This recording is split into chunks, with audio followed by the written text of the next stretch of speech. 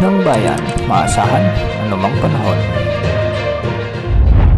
Magandang araw po sa ating lahat. Narito na ang pinakahuling update sa Bagyong Ramil at sa magiging lagay ng ating panahon ngayong araw ng Linggo, October 19, 2025. Napanatili ng Bagyong Ramil ang kanyang lakas habang ito ay nasa coastal waters na ng Alabat, Quezon Province. Taglay pa rin ng bagyo ang lakas ng hangin na maabot sa 65 km per hour malapit sa gitna at pagbuksong umaabot sa 90 km per hour. Kumikilos ito ng 25 km per hour ng Pakanluran, Hilagang Kanluran, at kung mapapansin natin sa ating satellite ay medyo malawak ang kaulapan na sakop ng bagyo at meron itong diametro na maabot sa 430 km.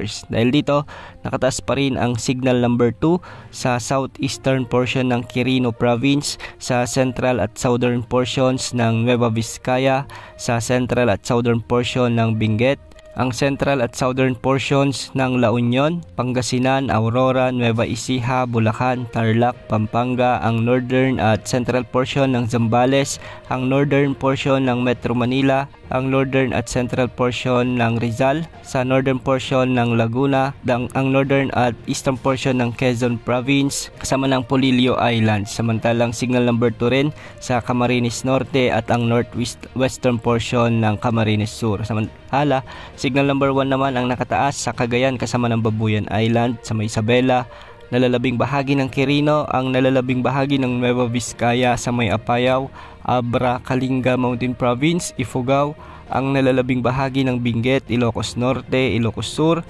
ang nalalabing bahagi ng La Union, ang natitirang bahagi ng Zambales sa may Bataan, ang natitirang bahagi ng Metro Manila, ang nalalabing bahagi ng Quezon, ang nalalabing bahagi ng Rizal, ang natitirang bahagi ng Laguna, Cavite, Batangas, Occidental Mindoro, signal number 1 din sa Lubang Islands, Oriental Mindoro, Marinduque, Romblon, nalalabing bahagi ng Camarines Sur, Catanduanes, Albay, Sorsogon, ang northern at central portion ng Masbate, sa may Ticao at Burias Island. Signal number 1 din sa Northern Samar, ang northern portion ng Eastern Samar at ang northern portion ng Samar Province. Pinag-iingat natin ang mga lugar na ito sa banta ng mga malalakas na pag-ulan at pagbugso ng hangin na dulot ng Bagyong Ramil. Samantala, base sa pagtataya at latest forecast ng Pag-asa, bahagyang bumaba ang tinatahak na track ng bagyo o sumubsob ito ng pababa o southward ang naging kilos ng bagyo at nahirapan ang ilang weather agencies na tignan